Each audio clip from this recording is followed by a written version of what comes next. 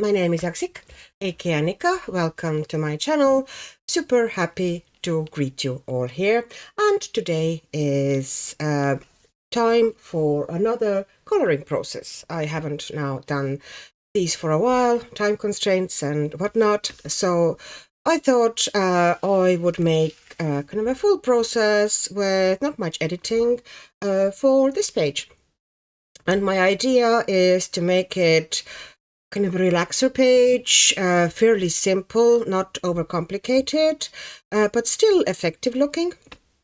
So I have in my mind that it's going to be mostly kind of a bit of a sepia monochrome with a bit of a color accents, and I think it would be a nice page for you to kind of play with watercolors, and it is really simple to practice.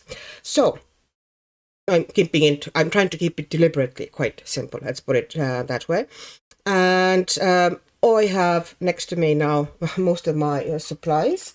I also have my brushes. At first, I need bigger brushes because I need to wet the page totally in the first stage. That's just for the first stage. And I also have this squirty bottle that when I'm making kind of just next thing I'm going to do, I'm going to make kind of like a bigger wash of watercolor kind of color. And for that one, it's just nicer if I can put just some water into one of the wells and then add paint to that, and I can get correct consistency of the paint. So that's about that.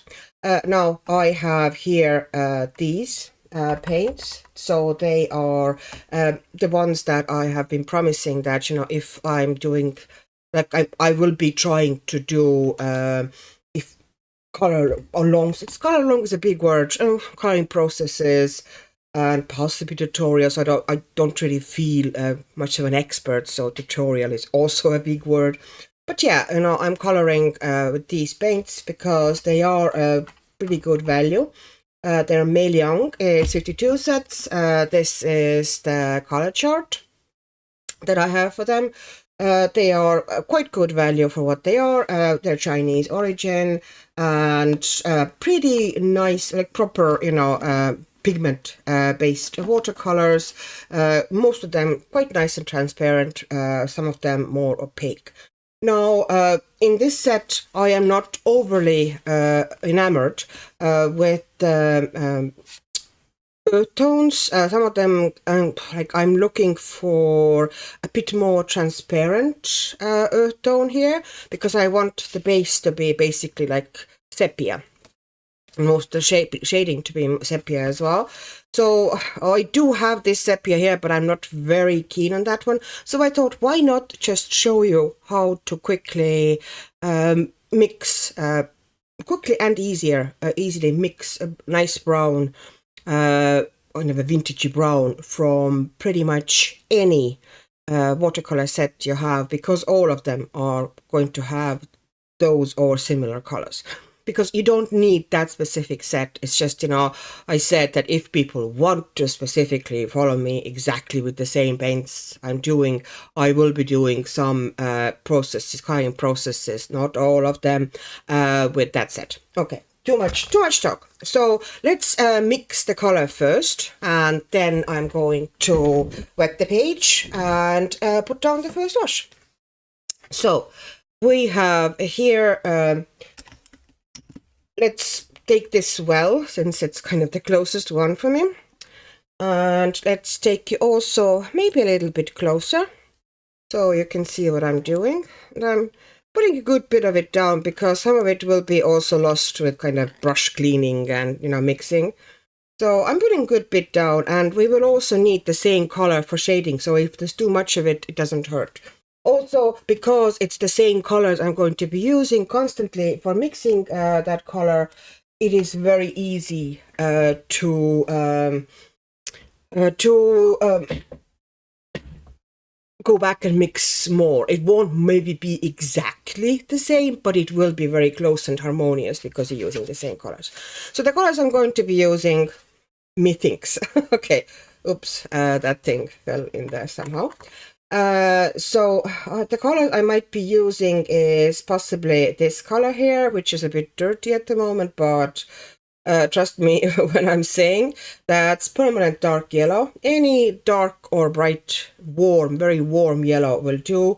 This would be considered here, that one, this one here, would be considered now cool yellow, kind of lemon yellow. What you need is a nice warm yellow, and that is going to be pretty much in any set, even in small sets, kind of basic sets.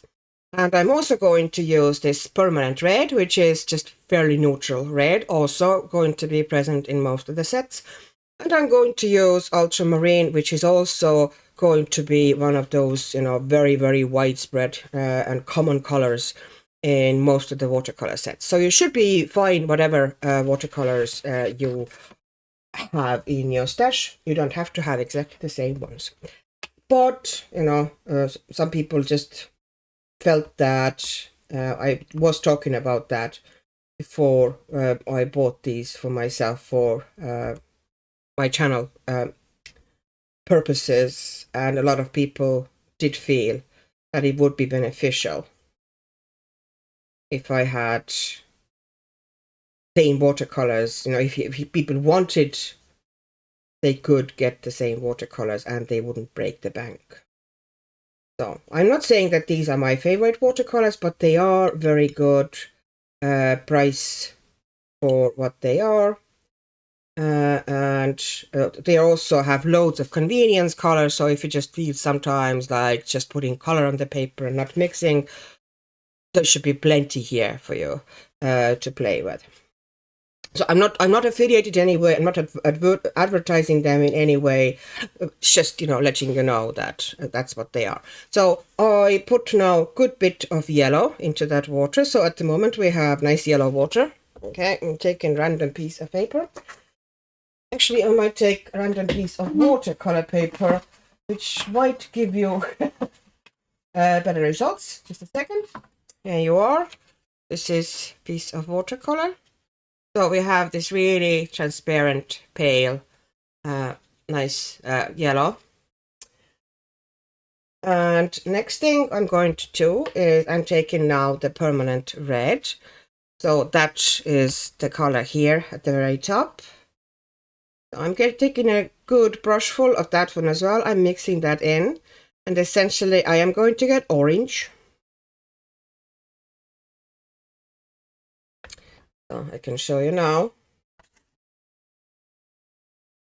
So we now have orange, which, you know, you could actually use kind of as some skin tones could kind of work like this. To me, that orange is usually too orange. I tend to neutralize it a little bit, but, you know, it's fine. And I also have here, I might put a little bit more in, kind of make it darker, make it more intense, because it is very watery. So, and I'm also going to put in a little bit more. I might have put a little bit too much water into that well, but that's fine. Now, so now we have a bit more intense orange. Okay, and now I'm taking the ultramarine, which is the one here. Is it? Yes, it is. There's so many paints that I have to keep constantly counting which well is it at the moment. And I'm putting that now into that mix.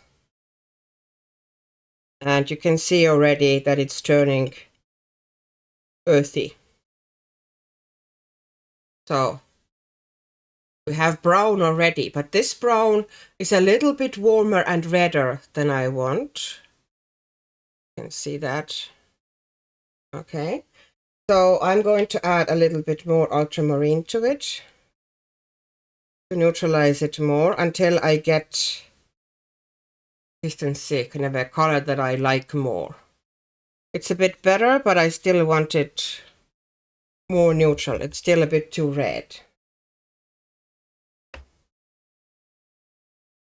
So now it's starting to go where I want it to go. I'm making mud here, but deliberate mud.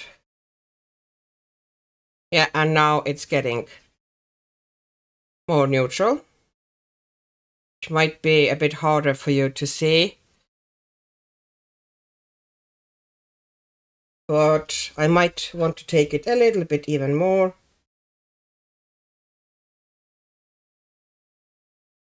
I might put it here. Now I'm getting to where I kind of want to be with it.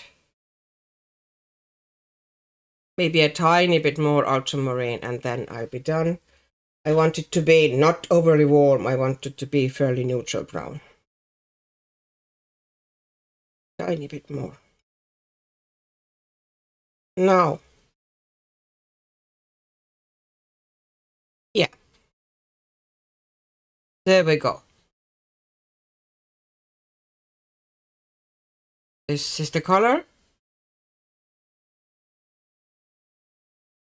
A little bit more blue just to intensify it or kind of darken it. And I also might want to put in tiny bit of yellow, slightly warm it. Not huge amount, but slightly warm it. So, and now I'm going to turn that paper. Oops.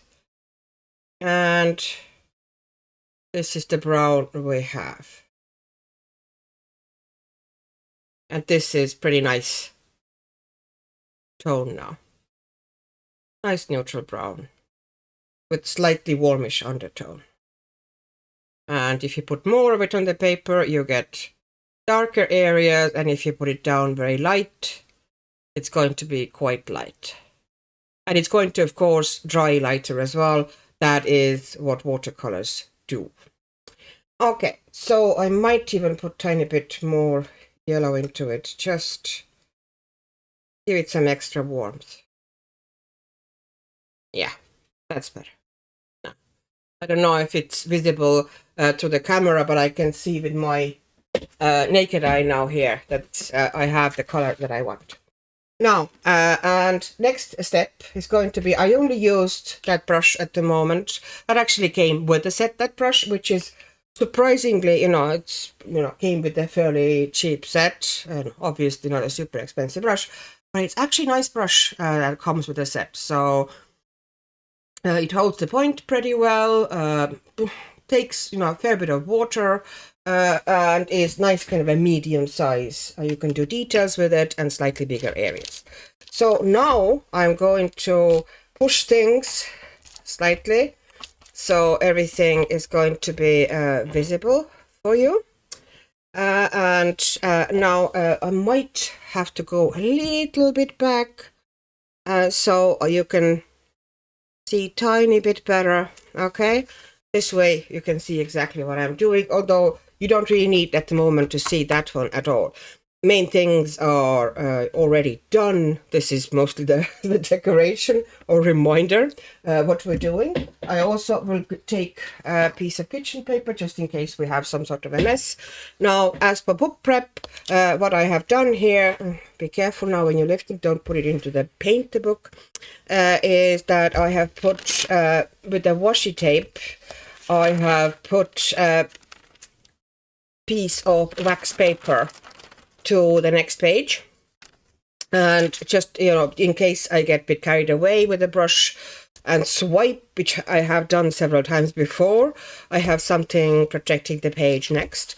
And also I don't know if you can see it very well, but I have put the washi tape so it's actually covering the crease of the book, so the water cannot seep into the crease. But it does mean that you are going to have tiny, very narrow white stripe between the page and the binding. But if you really wanted to take care of it or get rid of it, then afterwards maybe you can, find acrylic brush marker that goes, kind of with the color and make a stripe, in the crease of the book. Or just put, I sometimes just make kind of a black stripe here, kind of narrow between the pages that kind of separates them, but also because the acrylic dries essentially as plastic, kind of protects the binding slightly. So This is kind of a matter of taste. If you look in something that matches the page or something that contrasts the page, and it also will help you sorry, just explain what it helps you to do, but you can also just leave it as is. It really is very narrow. Okay, and next thing I'm going to do, I'm going to take water. My water tub is very cheap and simple. One of them is Temu Boys. It has 2 wells, which I like. That I always have clean water. Even this is my brush rinsing and washing water, and this is after rinsing the brush. Sometimes you do need, sometimes you don't. You can do the kind of final second rinse, so the brush would be proper clean. But I also use that well if I need just clear water, which I do need here now. I am just going to take this big brush. This is by Ken Bromley, which is a UK arts company or website. I really like the brushes. They're acrylic brushes. They're really nice. It's nice and soft, and it's 1 inch flat. But you can use any brush that is. The wider the better, kind of. It goes faster. You need to manipulate the paper less, and kind of, the more you need to go over it with the brush and manipulate and massage it, the more you actually will, there's actually more chance of you slightly damaging the paper. So the less you do that, the better, really. The faster you get the wash down, the better. But what we're doing here is we're absolutely wetting the whole page. And the trick here is that if you wet the whole page like this, you are going to have less buckling. Because the buckling happens because especially if there's some areas of the paper are dry and some areas are wet, and the fibers as they are drying are contracting and stretching, and you get those hills and valleys. If the whole paper, whole sheet is equally wet, you get less of buckling on any paper. Even if you did that on Amazon paper, if you did the whole page like this, you would get less buckling. So we will still get some. I'm not saying that you wouldn't get any. There's going to be a bit of a wave in your paper. It is not watercolor paper. They did not mean us to start watercoloring in here. But we do it anyway because we like doing it. So now I have paper nice and wet. It seems that to me anyway. And the second reason for making it wet is that you get, it's really easy to get kind of soft blends if you just have wet paper. Things that I forgot to tell you before I started doing all here is that one thing that I'm now doing is, I'm lifting that page slightly, and I'm actually switching out this paper so you can see anyway.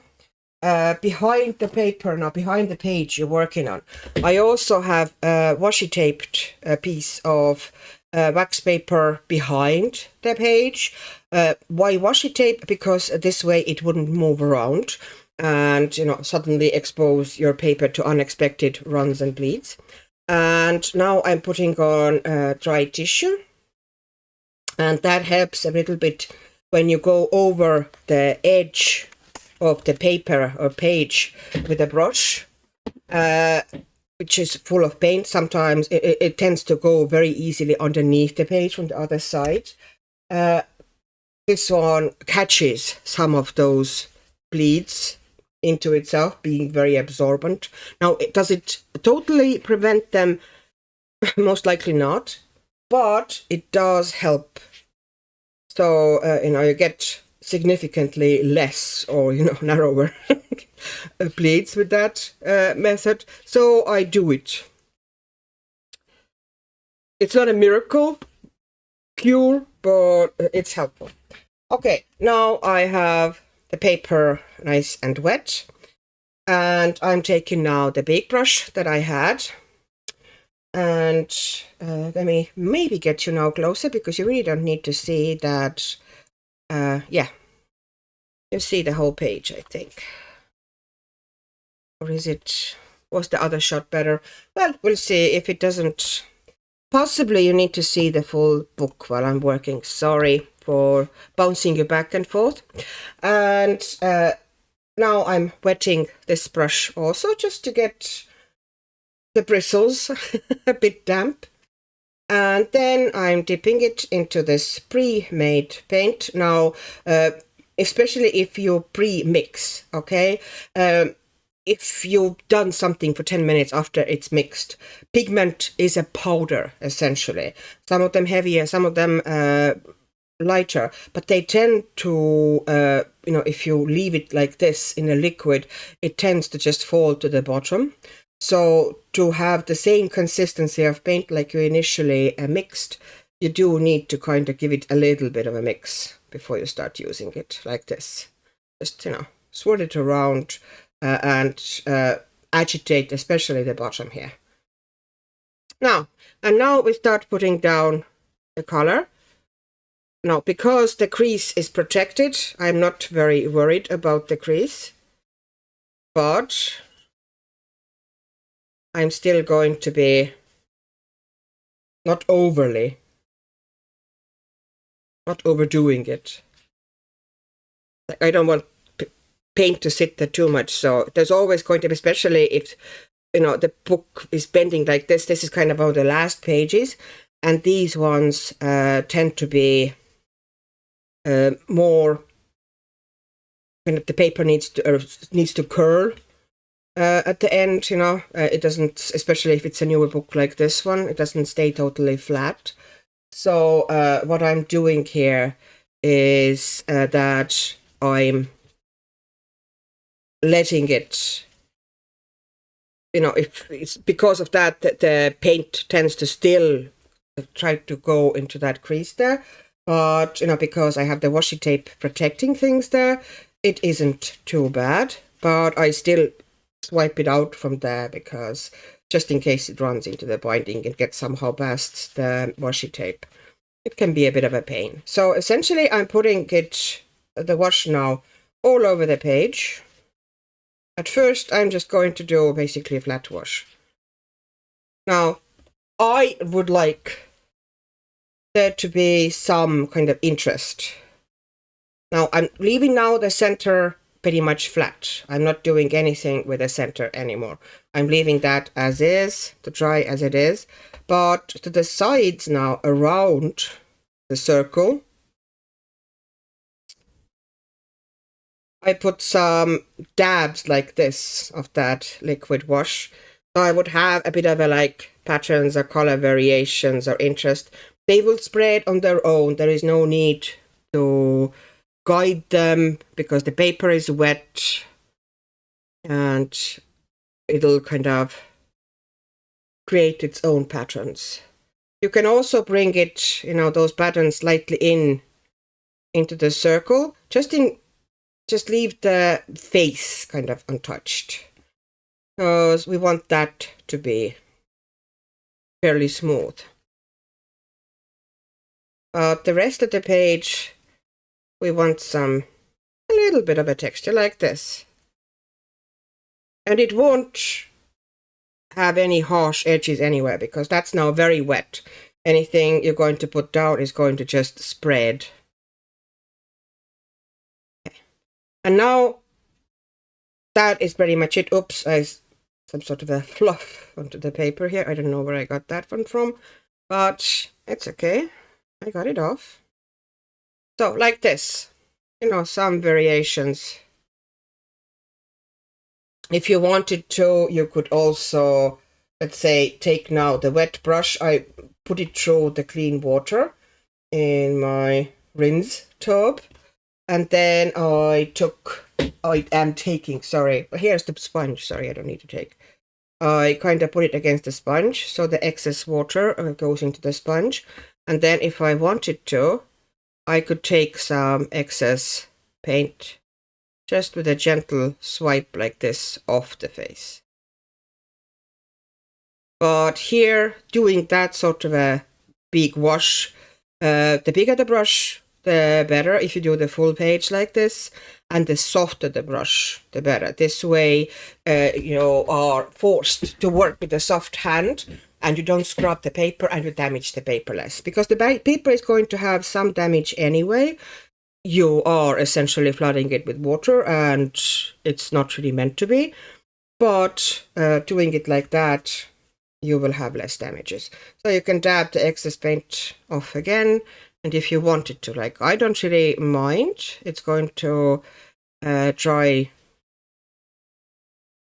lighter anyway, but I'm just showing that if you feel that maybe you made too dark of a wash, you can at this stage still take paint, lift paint a little bit. And you can wait now tiny bit, and until it's not as puddly anymore. You can then if it's dried a little bit, drop some extra kind of drops of water into it to create effects, kind of a water and watercolor effects.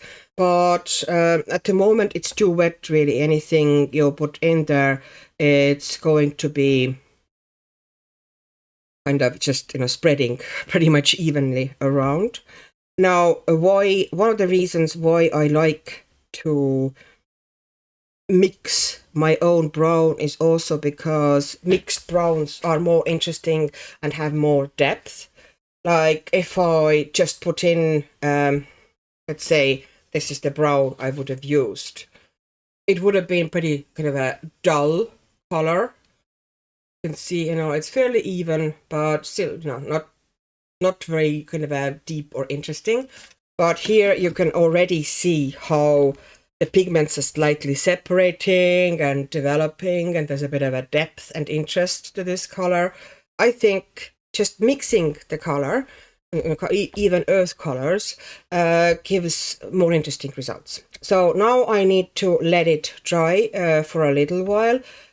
I could, of course, go at it with, let's say, with the heat gun or hair dryer. But thing about that is that if you don't like, for example, I'm taking some of the excess water off here. That's what I'm doing here, in case you're wondering. If I do that, you get more buckling, because once again the paper cannot dry totally evenly like that. Some areas are going to get at times more heat, some areas less heat, and because of that you are going to get more wavy and more buckled result. So if you leave it to dry mostly, at least naturally, then you get, of the possible options, the flattest page. And I'm going to run now the brush. I'm going to dry it as much as I can on the sponge. It's handy to have a sponge, any sponge, but they sell these, for example, on Temu. They are dirt cheap, and really handy to just have next to you to tap off excess paint or wipe off the brush. And so I have 2 of them, and I keep just taking excess paint off and picking up then excess moisture here in the binding, the crease of the book. And that's it. I will need to put that to the side for a while, so you might have a break, or maybe carry on watching this video next morning. Or if you just want to see how it works, I'll be back in a second. I am now back, and the page we just started, in your view at least, is now bone dry. It's been sitting for more than a day. Circumstances made it so that I had to wait a little bit longer before I got to it. So that's not really important. I just wanted to show you how much more depth mixed brown has. You can see here all the little color variations, and just I think it gives much more beautiful brown like this, now that the moisture on the page doesn't interfere with the visibility anymore. Oh, I just think it looks way nicer. But this is not obviously how it's going to stay. That's not the full page. I also wanted to show you that because of all the taping here and the little kitchen towels behind it, now this is one of the rare occasions where the back of the page is absolutely clean. You know, there's not a speck of leaking, or nothing went through, or nothing went underneath. So it did kind of pay to do that. And now here is the palette that I had the paint already mixed. So what I'm going to do now is that I'm going to making sure now first that I have my color chart in front of me, just in case I need it. So we did use permanent dark yellow, I think it was permanent red we used, and ultramarine. So this is what we used for mixing the green, and mostly we will be using, you know, all these colors on the page from the watercolors. I do not think we are going to take out anything else now, except possibly acrylic paint. I haven't yet decided, but I think we're adding kind of aqua acrylic to some bits here. But other than that, well, acrylic markers or gel pens, it doesn't really need to be acrylic. Now I have a new brush, which I thought I'd try out. It's recommended by my wonderful commenter, Meiliang. It's Princeton Neptune. It's size 8 round. So we'll see how this is going to work for me. Experiments, but I have my usual kind of a cheap brush next to me as well, which is, you get them on AliExpress, you get them on Amazon, you get them pretty much everywhere. They're from Semi-Art, and this one is Ice Shake or something like that. Just kind of a made, it's basically a synthetic squirrel, and they are usually come in sets, and very soft, very nice French fastening, very good brushes in my opinion, especially for the price they charge for them. But these ones would definitely be for watercolors only. They are very, very soft and not really suitable for gouache or acrylic paints. No, absolutely pointless blabberings here. So here now, the paint that I mixed, obviously, quite a while ago, you know, here has gotten pretty thick. You can see how gloopy it has gotten. Now, if I needed to go really strong in some areas, I wouldn't have any issues. So what I'm doing is I'm taking some of that really strong, kind of a thick paint from here. I'm not diluting it all. I'm just taking some of it and putting some water on it with the brush. And let's see if I have a piece of paper so I can test it out. It's probably better off being...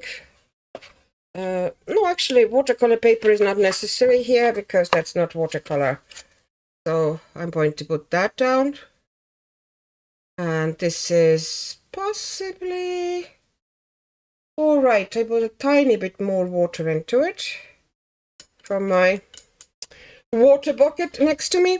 And now, before I even did the full kind of wetting and background,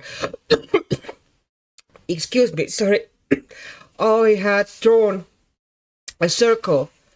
Basically, there was a half circle here underneath the portrait or whatever. So I kind of continued that circle around. It's not perfect, but, you know, it's close enough. I might or might not, you know, put some kind of a dots or whatever around this circle to kind of bring it together better. And now I am going to kind of take the paint, that's now basically a wash, and I'm going to now I'm going to be working... oh, sorry, I put it onto the wrong well. So I keep my brush pretty wet and I work it around this circle. So I'm leaving the outside lighter, and I'm bringing some darkness from the edges of the circle I have. It was just drawn with a regular kind of a pencil. I think it was HB pencil of unexplained origin that I just found in my... Basically, I have some pencils in front of me. I just grabbed the closest one. And I'm bringing it kind of up to the face. I don't want it to be... Oops, I got some of the face that I didn't want to, but I can fix that later. I don't want it to be super even. I actually want some variations here. So first, I'm kind of bringing it down the face so I have some contrast for the face. And then once I have that done, I might kind of drop more paint into it. So here. Yeah, it does hold pretty nice tip. A point. That brush. And my main goal here is to bring that portrait a bit forward by giving it slightly darker background. There we go. So I'm trying not to go into the portrait itself here.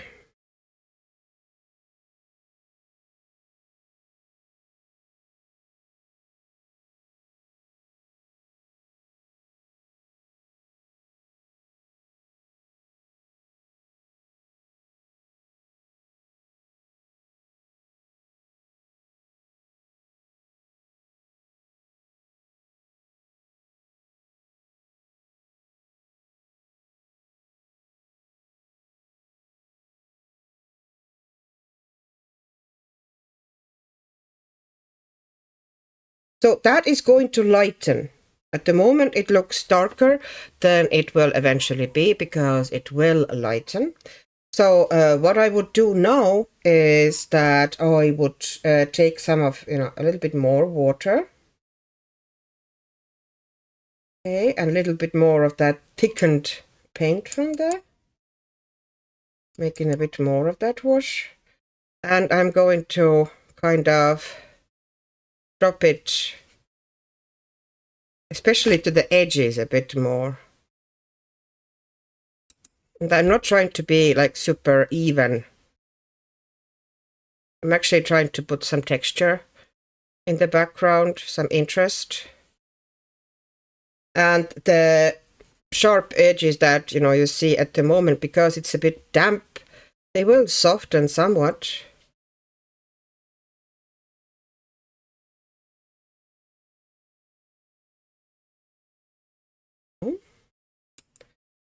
Still need more. Taking more from here. And especially here, where I want that to be.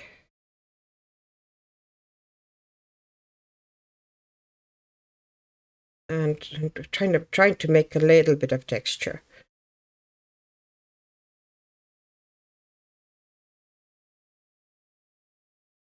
Now, there is a danger that, since we're putting several layers of watercolor, it might eventually come through somewhat. On the back, let's see how it's doing. No, we're fine. Because we're not really layering water on top of water, we are making sure that the paper is dry before we put more layers on. Or in this case, but I am adding more on the damp paint. I try not to rub paper too much, not to manipulate too much. Just put some water onto it. And at the moment, the second layer, I'm just adding to add interest. I could have, if you feel that the kind of a more smooth look is more appealing for you, that you like this one better, then you are absolutely welcome to just leave it kind of this smoother coverage like it was before. I just like a bit of more interest there. Oops, that went through, but it's fine. It's fine. Just to have it slightly more interesting. Yep. And now here, I don't like what I did here, so I'm diffusing it a little bit. I pulled my brush out too far. But that's fine. Now, and there's also a couple of elements of the queen. I call her a queen because it has a crown. There's also a couple of elements of the queen I would like to do also darker brown. So here's that dress bit. I want to put darker brown here or darken it. There's probably going to need to be more layers. Okay. So now I'm going to take a smaller brush. Time being, I'm taking this brush now, which is kind of finer brush, but same story, it's kind of a soft watercolor brush. I'm going to take some of that pigment I had left here. I will soon probably need to mix more, but at the moment I still have some of that paint left that we just mixed. And we already put some here, so I'm going to now, in thin layers, without trying to be super soft about it or anything, kind of pull some shadows into the cloak.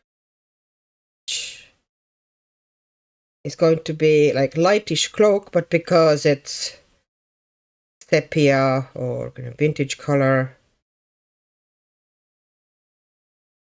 we obviously don't use any other colors. Yeah, we just use the same color essentially in most areas for shading. I am going to do a little bit of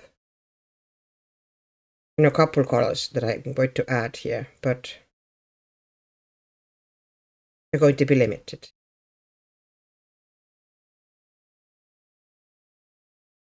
I said I will try to be very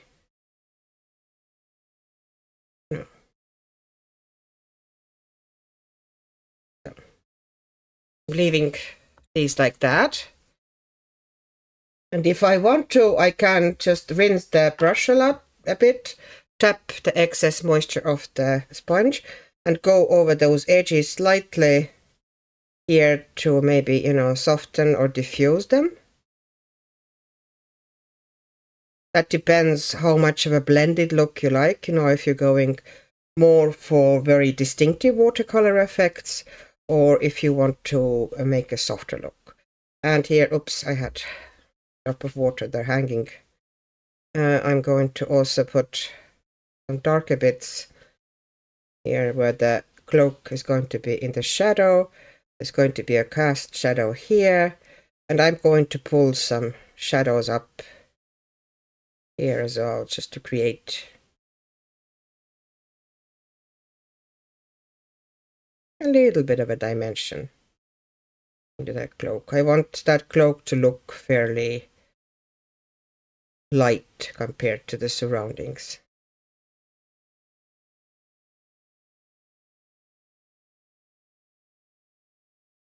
So I'm going to add a little bit here and there.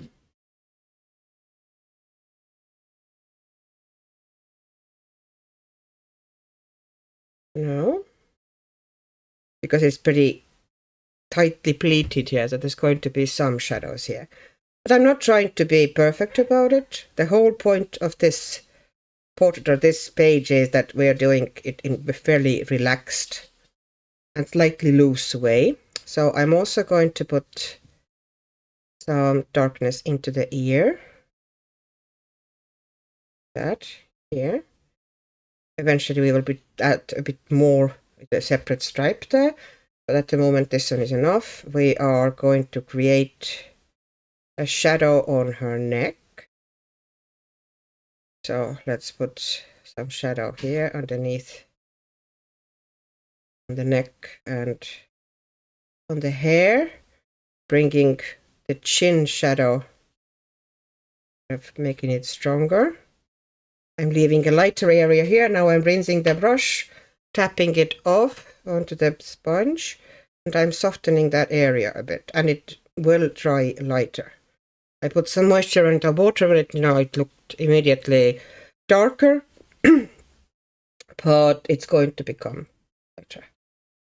And I'm taking once again some of that pre-mixed brown. Okay. And now I'm going to, okay, let's make sure that I'm not too heavy here with the paint. So I'm going to put some onto her upper lip here. Then some onto her bottom lip here. And a little bit on her chin. A tiny bit. And I need to now soften that out.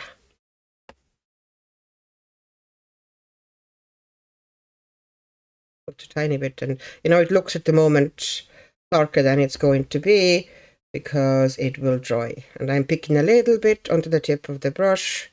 I'm running at the bottom of the chin as well, and I am running here, kind of where the hair is, whole area. I'm bringing it to the corner of the eye, and then I'm bringing it down here, and basically the whole part of the face like this. But this is going to be fairly soft. I am going to eventually add darker bits here on the sides. And once again, I'm tapping off my brush and I'm very gently running it over those sharper edges. But as I said already, it'll all dry a lot lighter than it looks at the moment even. It's going to be very, very subtle. And then I'm going to put some, I need a bit darker here even. Otherwise it's going to disappear altogether. So here I'm going to put more underneath the hairline. And I'm going to run that over the eyelid, a little bit under the eye as well. And here in front of the eye. And it's going to run kind of in front of the cheek, a bridge of the nose, the color, and we're going to kind of draw the nostril shape here a bit. That's a bit too harsh. Like this. I'm going to soften the edges, of course, in a minute, and I'm going to put some shadow here underneath the tip of the nose and underneath the nostril, like this. So the first very, very faint shadows are now down. I need to soften their edges, but that is going to be fine. And I will now, of course, keep adding the shadows onto the face, but things need to kind of dry a bit. So every shadow that I'm going to add now is going to need to be narrower than those bands that I put down. These are the kind of widest, softest shadow areas. So, oops, I had too much water there. So, and softening that one too, very, very gently with the brush. Okay. Now I want that hair actually to be fairly dark. So let's work on that, except, okay, I need to kind of soften you here a bit. Yeah. So the face, so it would dry a little. We're going to go into the hair. And we are now running a bit low, soon enough, on the brown.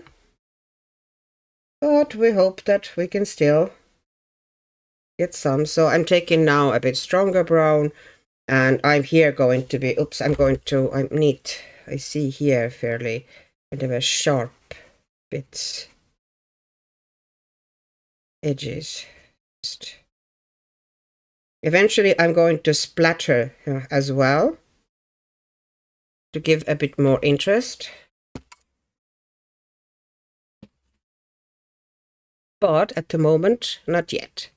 So this one is not going to be overworked. I am really trying to create a fairly easy page, a fairly relaxed page, because I myself am a bit tired at the moment. I've been making very involved, quite heavy pages this month, quite a lot.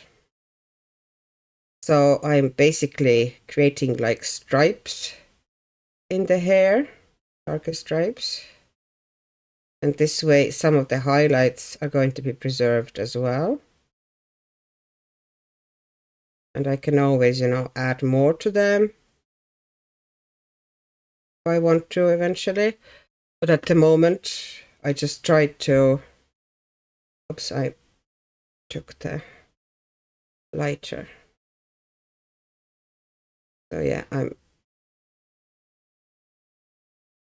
I don't know even yet if I'm going to go in at all with any pencils here or anything, or I'm just going to try to leave it as a very loose watercolor page, which to me would look really nice. These strands here need to be pretty dark. Well, I want them eventually.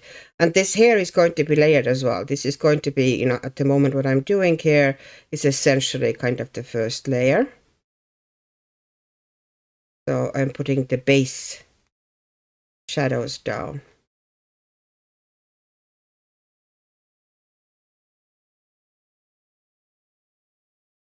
Here we go.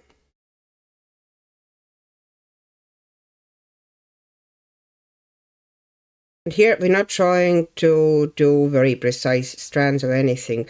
We more so give an impression, because the direction of the hair is already down.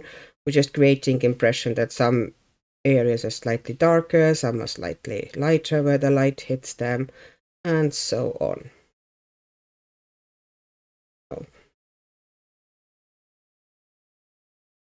And this can be worked over several times with several layers, but we don't want to commit to a super involved page, as I've already said. So we try to keep it fairly simple.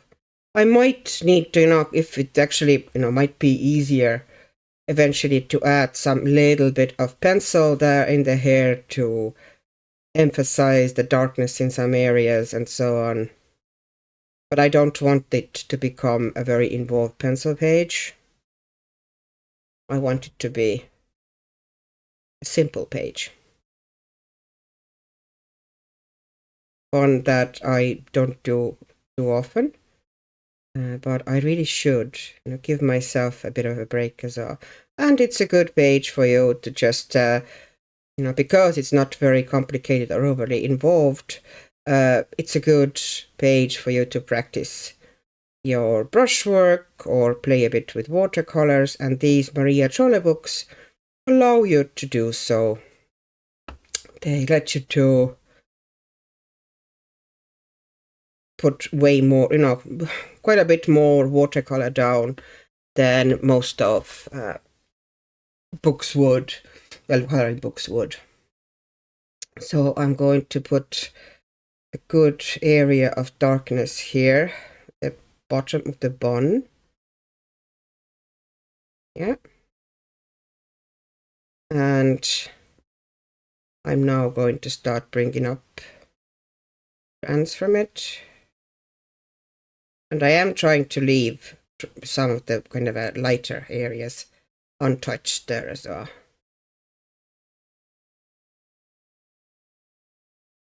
Okay. And I'm trying to make the brush strokes in the same direction as the hair strands are going. And if something goes a bit off, you can just tap off your brush dry and go with the dry brush and kind of pick up excess paint from some areas and so on, or soften out the edges. You don't have to leave too much light color, but you do need to leave some. Okay, I think we are kind of very low on the richer pigment here that we have mixed previously. We need to do some more color mixing very soon, because we will need more of that brown, and we need quite a bit. So I'm going to put some extra in. So I have this bit, kind of the base, finished. And now I'm going to need to mix more of the brown. So while this dries a bit more, I might still need to give it a bit of a blast with the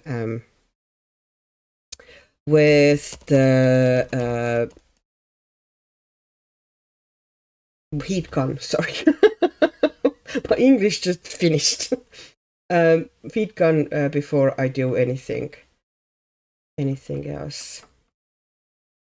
Any other layers, because it does need to be nice and dry.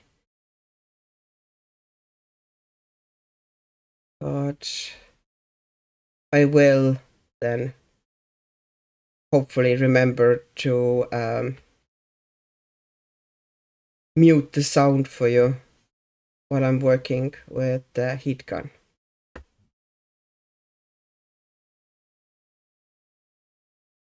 Okay, now that's a good bit of yellow. So now I'm pretty sure it was permanent red. Okay, I'm just pretty sure it was, because now, of course, because it was almost 2 days ago when I did this first layer and mixed the paint, of course I've forgotten. I'm pretty sure though, from the looks of that brown, that this is what I used. Now, I don't want to use too much red, but I need some. And then I need to go and pick up a good bit of ultramarine. And this is still too red for brown here. So I need to neutralize it more. And I'm picking up more ultramarine. I need it to be pretty dark brown. And I don't want the red to dominate in it. Sorry. I want the more so, yellow dominated. If, some warmth is in it, I prefer it to be kind of like a yellow warmth. But I'm still going to add a little bit of ultramarine, because I want it to be pretty dark. The ultramarine is now the pigment and the paint that gives it this brown, the depth, darkness of it. And a bit more ultramarine, and then I am going to add a bit of yellow, and then we should be fine. We should be fine. And I'm testing it on a paper. Yeah, we are close. And that's pretty much what I wanted. And now I need to pick up. If you want to do that, you can use hair dryer, or you can, if you do have a heat gun, use a heat gun. But before now you add any more layers to it, in case you don't want to wait, like I don't at this stage want to delay finishing it, but not finishing it, but carrying on with it. I would need to do a bit of drying here. Now the page is dry after a bit of work with a heat gun.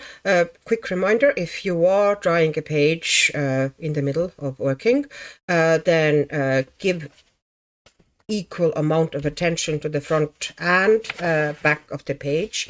And if you do like that, trying to keep the drying rate as even as possible on both sides, you get a little bit less buckling. So that's about it. Now let's carry on with the face and everything. So I'm now just taking that now fairly thick paint, and I'm also going to add a little bit to the sides, and I'm going to bring it out like this. This is now way more concentrated than it used to be. And occasionally I will bring, I will slightly dampen the brush and slightly soften the edges, but I do want to keep some texture there, so I don't try to get it like super even, but I do try to get it so it like wouldn't be looking out of the place, the texture. So just a little bit here and there.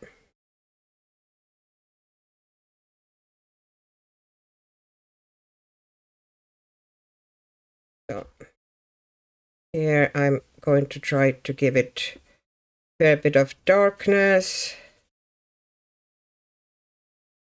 Might even go kind of near the neck and everything with the darkest. There would be a good contrast here at the bottom, and a bit less, there would be slightly a lighter area near the face.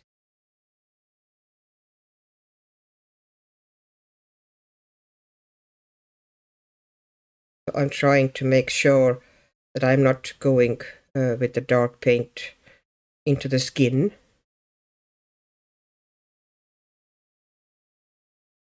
Giving it a good contrast. Now. And I'm dampening the brush slightly, tapping it off, and kind of softening the. But I'm not rubbing the paper any time really. I'm actually working very softly. Anytime I need to soften something, I tap the moisture on, or because it's a very soft brush, I kind of I pet like a very small gentle animal the paper. that sounded a bit weird, but I hope you understand what you mean. I try not to rub paper and agitate the surface too much, because as we've talked about that probably ad nauseum at this stage, no coloring book paper is actually meant, well, there are a couple possibly books, but it's actually designed to accept water the way watercolor paper is. So you just do need to work certain way.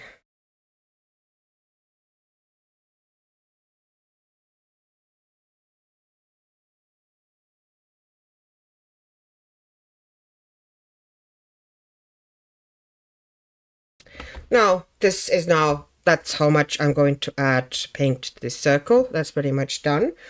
Now I am going to add just, extra shadows here and there. So there's going to be a skin shadow here. So this is going to throw shadow onto her skin. And I'm trying to kind of keep it slightly, I don't know how to say it, like sketchy. So not every line has to be super smooth out. Doesn't need to be over blended or anything. And here now, because I have the lighter shadow areas down, what I am trying to do, that I'm not going bigger than those lighter shadow areas. I'm just kind of dropping down slightly smaller areas of shadow. Basically like building up depth of the shadows here. But trying not to totally lose the fact that everything in the middle looks lighter than the background.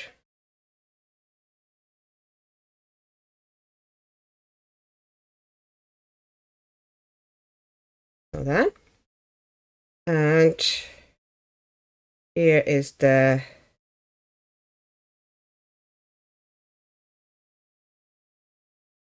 just pulling out some extra shadows as well if I feel like it. Maybe dropping some extra dark shadow here underneath the coat.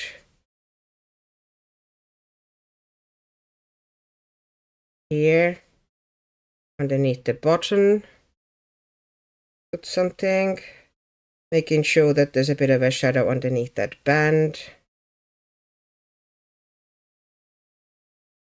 Just try not to overdo it and keep it loose.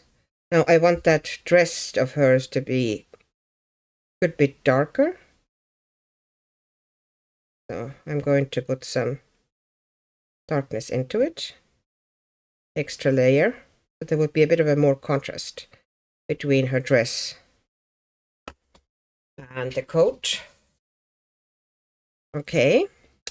And now I am going to add really nice dark color onto her top lip, trying to make sure that my brush isn't oversaturated. Now, and another good shadow here. So I'm basically pulling it there and there and there and underneath the ear. Maybe even bring it a little bit further, and also something underneath the hair here. Oh. And now I just wet the brush and then tapped it off, and I'm softening the edges now there, so it wouldn't be like super harsh. But I still wanted good dark shadow here.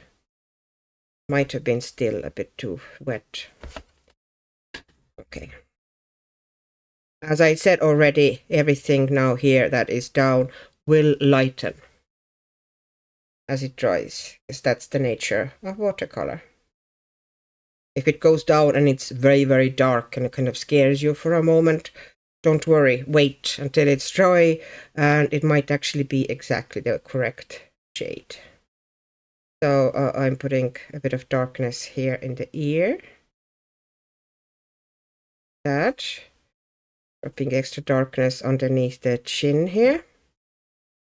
And now I am going to go and put some extra darkness here in front of the eye.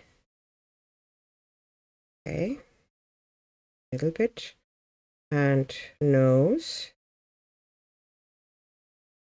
And maybe if I tap off the brush, some extra onto the bottom lip as well. Now, and I rinse the brush again.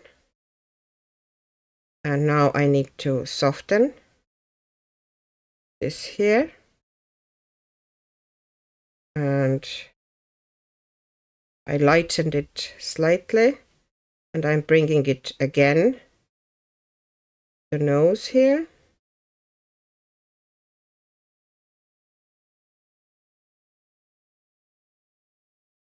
And I'm softening here all the shadows.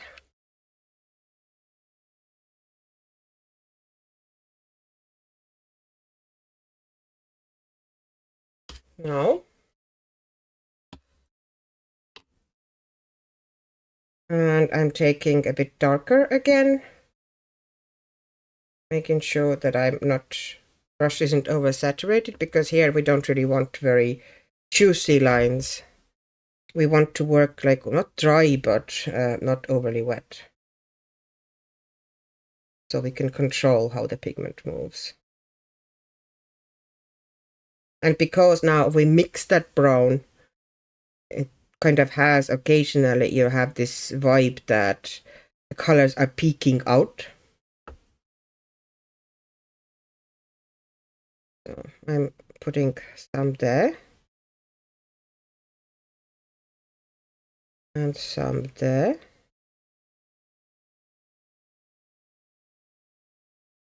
Okay, like this. I pulled it down. And now as it gets getting emptier, I will eventually go in and soften the sides as well. I also will go lightly and pull and into the chin there. It looks a bit scary, I know. And now I dampened the brush, tapped it off, and I'm very gently just pulling my brush over those areas. You can see how gentle I'm being. Just clean water.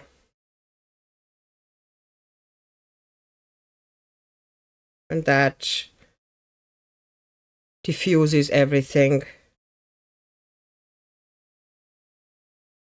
No. And once again, I am not trying to make her perfect or super lifelike. I just want something I can relax with. Which is often, you know, sometimes, especially if you've been doing some really complicated pages and really going for it, then you feel at the end of it that, oh, I want to do something that I don't really put much brain power into it at all. And this would be kind of my way.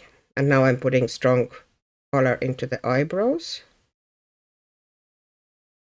And I'm not here, I'm trying, no, I'm not disturbing Maria Trolle's artwork much at all. But I actually want to darken that moment where the paint comes out to the cheek here a little bit, and I'm going over the edges again with a clean brush.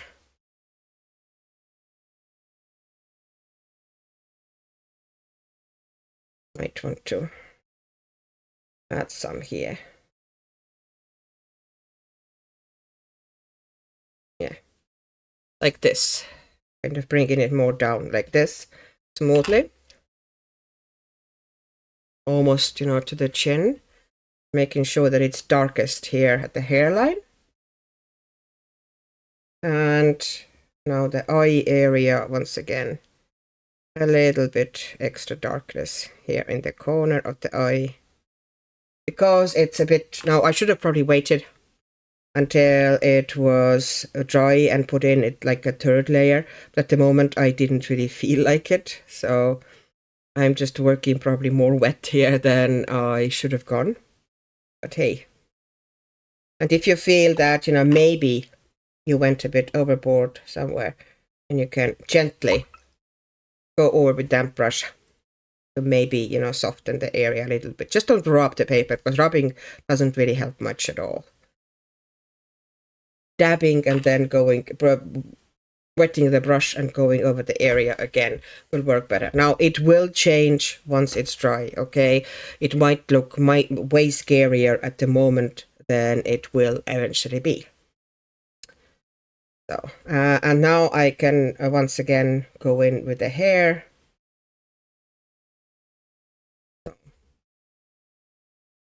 I'm trying now.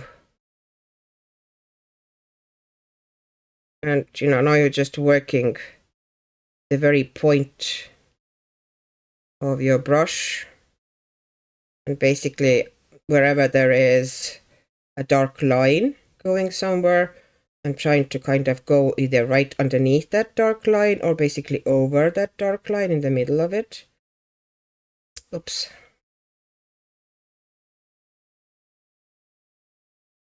Just to create, and if there's kind of some narrow areas, you know, make some of them like really dark and leave some lighter and so on. This is, a lot of it is pretty much, you know, feelings. You look at the thing and think, okay, this part should be bit darker, and this part should be a bit lighter. Don't overwork it. This page is not meant to be overworked. Well, at least in my head, it isn't.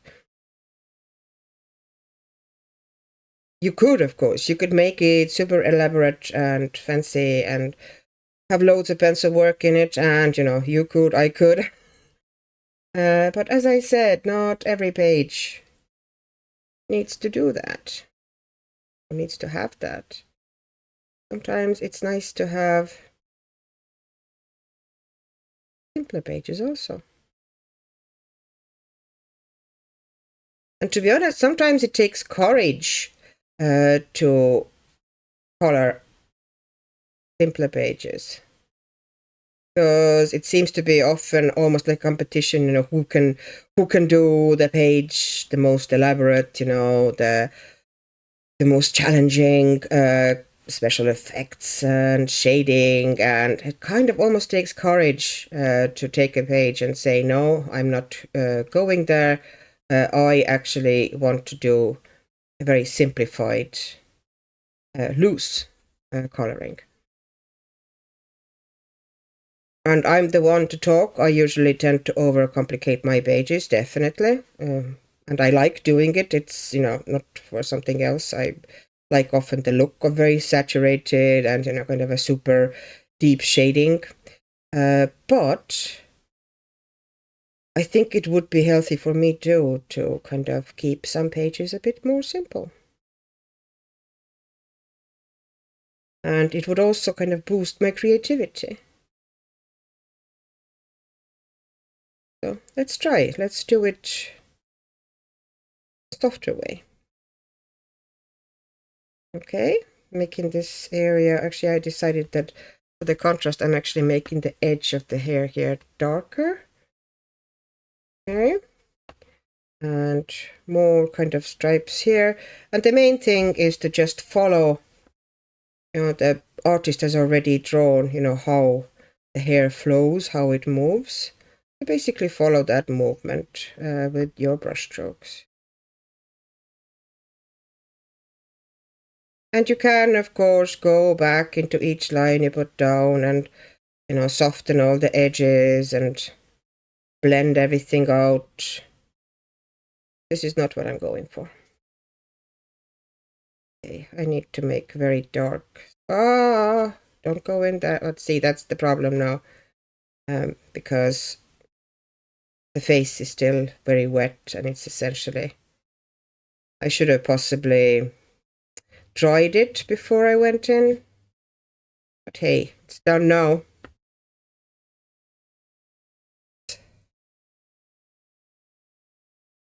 Definitely need to do a bit of drying before I put next colors in. It will just otherwise mix into these colors here.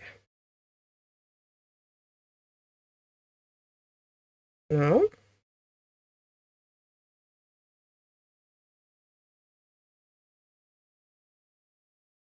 and here as well. And if you go into the snowflake a little bit while kind of, trying to do the hair strand, don't worry, I certainly won't, because I will put some acrylic paint marker or gel pen into the snowflakes. So if there's going to be a bit of watercolor on them, that's not really a problem at all. And making sure that, some areas are going to be lighter, some darker. And that's what gives hair a bit of, but we don't have to overdo the hair. You do, yes, need to make sure that, there's going to be kind of some texture in it, and there's going to be some lighter and darker areas, but we are not going for a realistic hair here. So we just do it in a relaxed way. And I find working with brush, I don't know, something about it is so soothing and therapeutic. I know that a lot of people don't like working with brushes and with watercolors, And that is fine as well, you know, for them. Pencil work is what they enjoy, and there's absolutely nothing wrong with that. Just like there's nothing wrong with other people really enjoying water-based media and watercolors and paints. And in my case, it's not just like I enjoy only paints or, you know, only water-based media. I genuinely love pretty much using anything I can get my hands onto. So I just left, you know, a couple of little areas where lighter area is kind of peeking out. And I'm not even trying to make them very even or anything. They just kind of hint at here.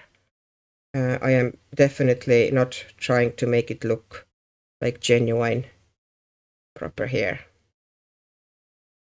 Which wouldn't be super hard here actually, because the way she has drawn it, there's a good kind of a flow. And, you know, if you wanted to, you could definitely do pretty decent hair here. It's just, I don't want to. And some areas that I feel, okay, you know, this is too light, you know, there's not enough contrast there. I am putting now in some extra color or extra darkness, because I want that crown a different color. So, you know, I want them to stand out. I want the crown and some bits of the image stand out, and I do that by making here everything very sepia, and then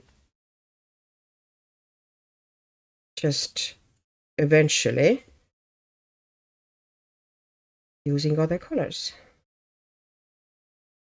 And instead of deep shading and you know, heavy blending, this will hopefully give me the contrast that I crave for on my pages.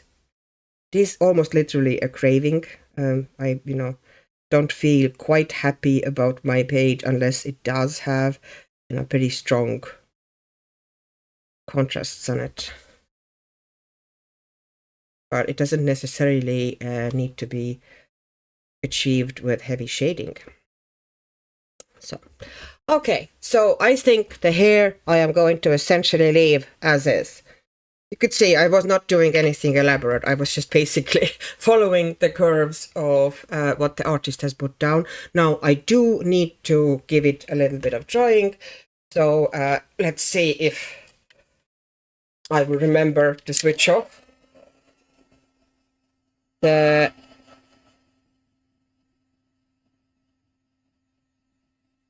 sound for you, or if it's going to be all very shouty.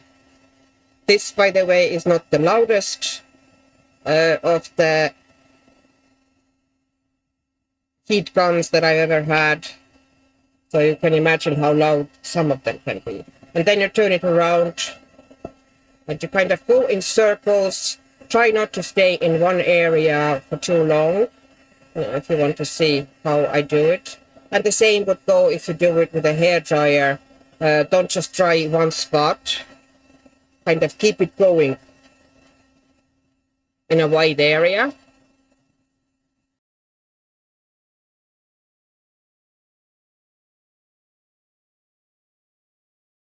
Now I am going to take a clean brush, and I'm taking some of the permanent red, which is the first red there. And I'm putting it, oops, what is that? Some sort of a crumb. I'm going to put some of it into a separate well. And I'm going to see how strong or how weak that mix is. Yeah, that's fine. And I'm now going to make the crown red.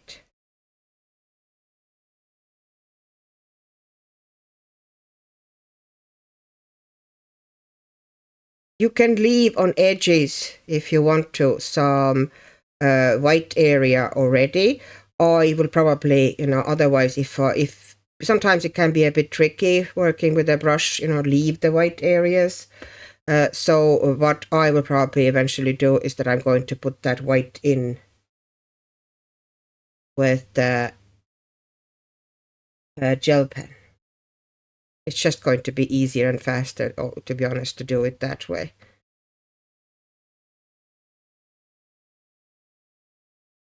I'm making the star red as well. But, ideally I would have left some parts a bit kind of light or white. I can get you a bit closer.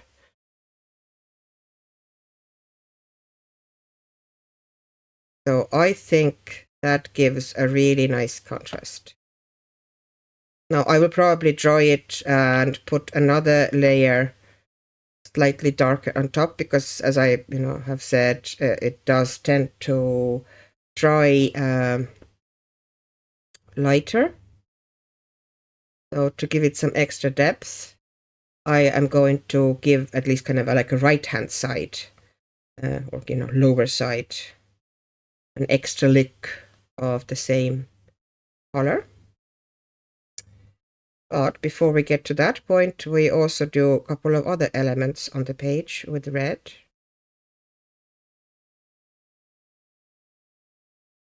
So,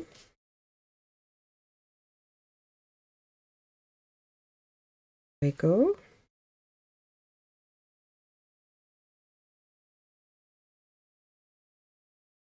I'm trying to be careful not to go into the hair as well, but if it happens, it happens.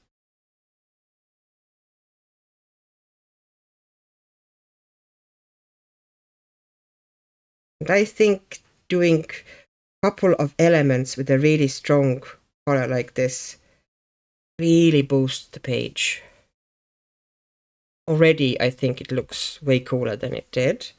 And now I'm putting the same red. Now I'm making that medallion red around that star, which I'm leaving kind of the lightest color because I didn't put any shading in there. So this one would be kind of lighter.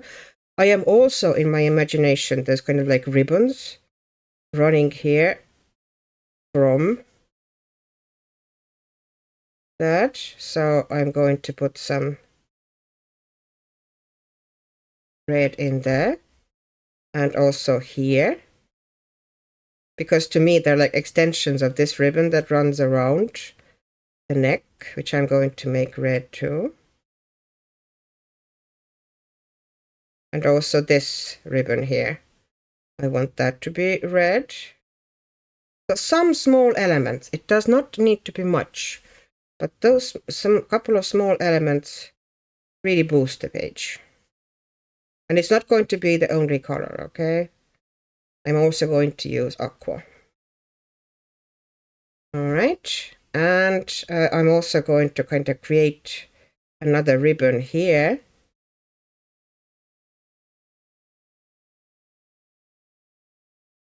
And another ribbon here. Just kind of to balance things out a bit, to give us a bit of extra of that red running through the page. Okay. Like this. And that's enough red, Let's not overdo it with red. So now next step is to dry it.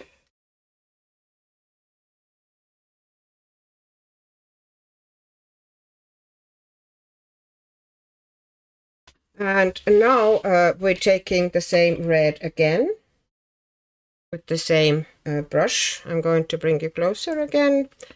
And I'm taking it pretty thick.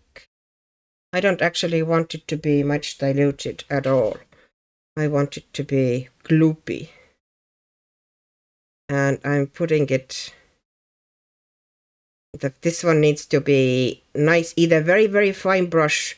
If you can't work with a point, then take a detail brush and just put it in some areas, like leave some areas lighter. Like this. And don't soften the edges. Kind of leave it then it gives more of a metal or metallic effect if you have kind of sharp highlights here and there, and here as well. And once again, I'm taking the paint straight from the pan, fairly gloopy, and I'm making the bottom, the kind of a ring or whatever around the headband. Well, that's what I meant. That is holding thing on her head. I'm making that band nice and strong red, very saturated, pretty much maximum saturation. Like we're working with mass tone here. There's not much water in that paint at all. And here as well. And on the bottom of these kind of a little orbs at the top. And once again on the sides of the spikes. And also kind of depict the texture of the spikes by making it kind of, uneven, the line. A bit of a curves in it. Bring it to the front in some areas keep it very tight against the right hand side. Don't know if I can get you much closer. Okay, let's see if I can get you that close. All right. So the paint is that gloopy. That. And I am going to put a little bit at the bottom of these little pearls or whatever they are. And then you see how I just create a bit of texture. And because it's kind of sharp texture like that, it does give an impression that it's either some sort of a coral or crystal or metal. Especially if I put a little bit of white here and there with the gel pen as well. And it does not take much work and it's not complicated. See yourself. Just dipping the brush, putting a little half circle into those pearls or orbs there. Putting a bit, making sure that the right hand side is shaded, but also putting some texture into those crown spikes and also making sure that the paint is kind of stronger and really super vibrant here. This way we have less work afterward to do with the anything really once all that paint is down. And here and here. And doesn't it already look like it's mostly that's how it's going to stay? I will add some white here and there once it's dry, but not a lot. Okay, and now I am going to also, let me bring you a little bit back. I'm going to also put some extra of that paint, really bright gloopy paint, onto the ribbon as well, but not everywhere, like, because it's almost dry, it's almost like gouache consistency. I'm taking it very little onto my brush, and as it runs out, I feather it out. I don't even go in with water there, I just feather it out gently. Like you would feather out like pencil sometimes. I'm doing the same with the paint. So, this is, I can show you the consistency on the pan. Basically, the bead of water has been sitting there for a while, so you have this kind of a gloopy consistency in a pan. And I'm taking very little from the moment is too much because I went in with that, but You see, it's like very little moisture in this paint. So you can essentially just put a little bit of texture in and essentially feather it out. And I think it looks more interesting that way. Gives better impression. This one I actually will make darker ribbon here. And that's it with the red paint. So let me put you back onto the regular programming. And now I will do kind of very brief drawing.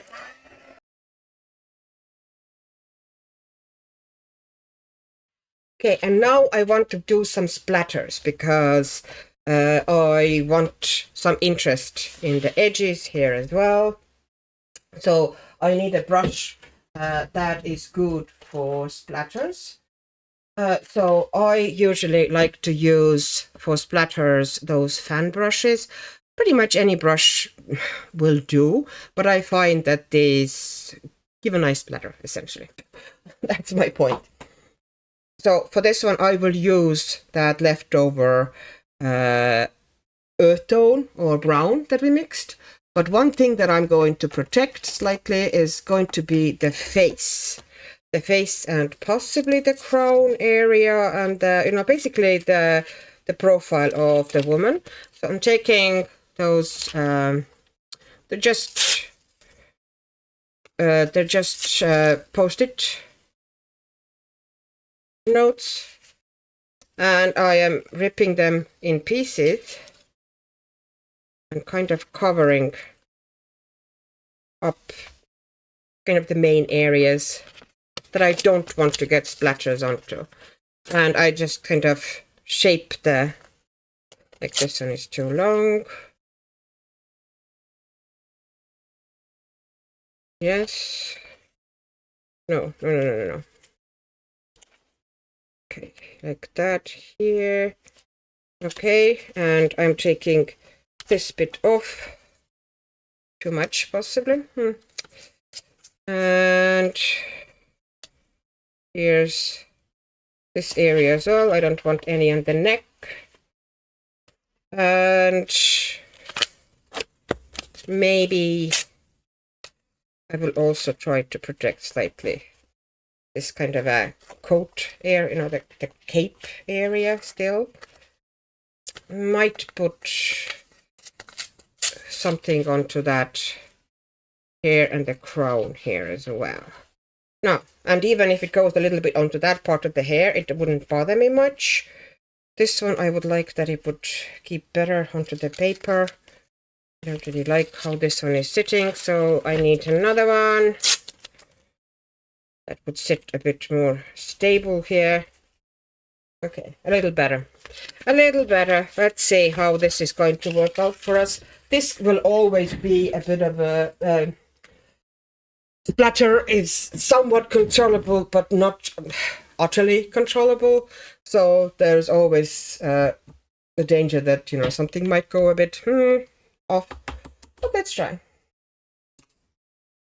So for that, I wet my fat brush, and now I'm going to swirl it around in that liquid here, and I'm making sure that I don't make it too wet, like I swipe it off the edge so it wouldn't be too full. Okay, and now I'm holding it down with a finger and I tap it this gently, not too aggressively, but do some tapping.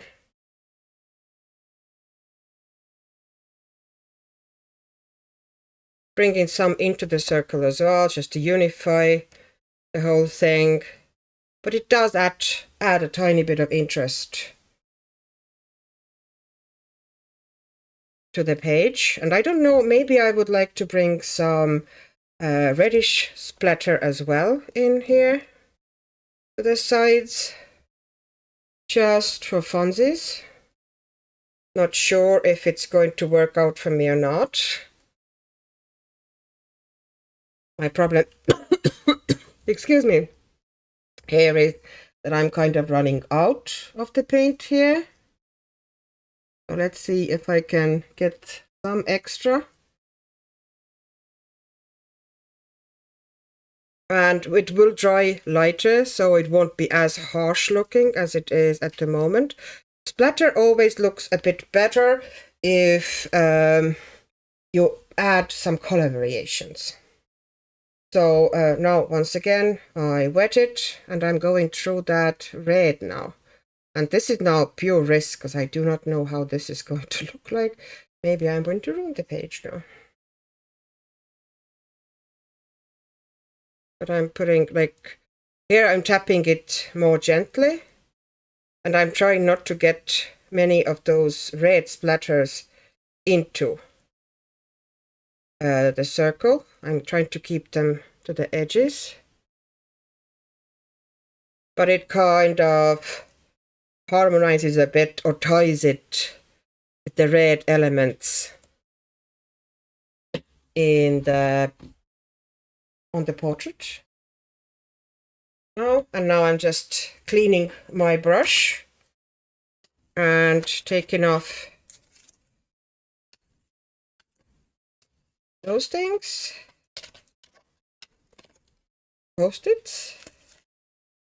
And now I need to give it a bit of a drying again, because we want to get to the final things. So I'm going to blast it a bit with a heat gun, and I'll be back shortly. The other color I want in this image is kind of a soft aqua green, blue, green. So I found the color that I think, to me anyway, looks exactly what I want in Langlois forest green set. It's called SG222, that color. I think it's really pretty. And I think similar colors I also have, not exactly the same, but very similar color is also in Hoela or Tele set called bluish green. That 737 is a bit similar as well, a bit more greenish, I think. This is the SG222 here. So, this one here also could kind of go. That's kind of like silver-bodied markers that look like this, the silver-bodied one. And this number is G248, but I think that's a bit too green for me. Maybe that one. This one to me worked exactly what I wanted. Well, it's never quite exactly, but anyway, close enough. Close enough. Okay, so I now want to pretty much fill all the snowflakes and all the circles with that color. Now, I don't know yet if I feel a need eventually. At the moment, it doesn't seem to be, but I might not need to have to do that. Do I need to outline them with white? Quite possibly not. At the moment, it looks bright enough, and I can pretty much get rid of the dominating outlines with the marker alone. Now, in this instance, make sure I actually didn't quite do it, but if you do it like this, okay, I'm going to move the thing. Make sure that you start where you're least likely to mess things up, and put your hands into some areas that you've already worked over. Now, usually in a narrow areas like that, you don't need a second layer, but if it's a bit bigger area like this, like this circle. You might need to let it dry and quickly go over it with possibly another layer. You know, this is kind of up to you situation. Now at the moment it seems to be, yeah, now it's juicy again. It's kind of, so you need to be working pretty gently with it. Like, details are hard to do, very kind of fine details with these brushes.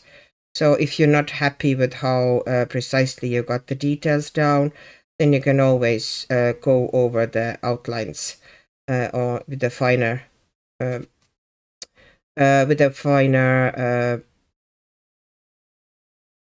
gel pen later on.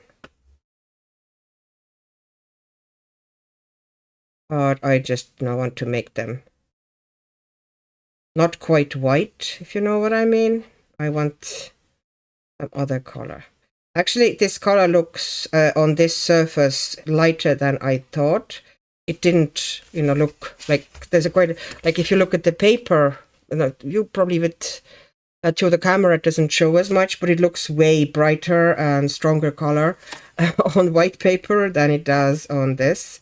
So as I said, I will probably need to go over at least, you know, when there's more of a flat color of it, like in those circles, I will definitely need to go over here. And I'm just going to essentially do all these in another color. And this is the only color except white I am going to use on this page. I don't want to overdo it with colors. I wanted to keep it pretty minimalistic in that sense. And I'm trying to keep my word here, so, or my intent here. So let's not sabotage ourselves.